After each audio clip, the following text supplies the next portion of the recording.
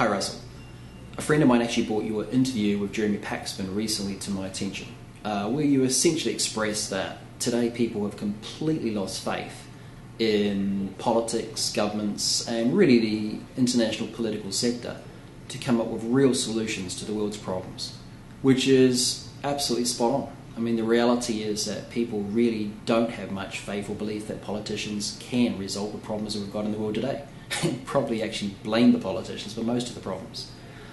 Now, during that interview with Jeremy, you were being asked a number of times, well, what's your answer? What's your solution?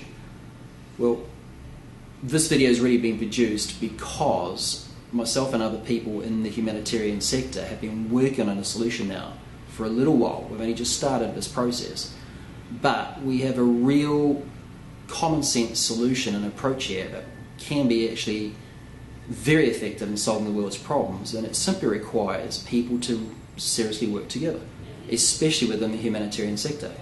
You can see from the graphic you're about to look at now that today the corporate political sector is very much operating in a state of competition and self-interest throughout the entire world. And because of all that competitive self-interest, they can't really come up with a solution based on global unity and cooperation. It doesn't work because they're operating in a psychological state exactly opposite to what the world needs. But look down the bottom of that graphic and you can see that the humanitarian sector, which has always had humanity's interests at heart and does its absolute best with such limited resources, tries to actually come up with ways to make a positive difference in the world.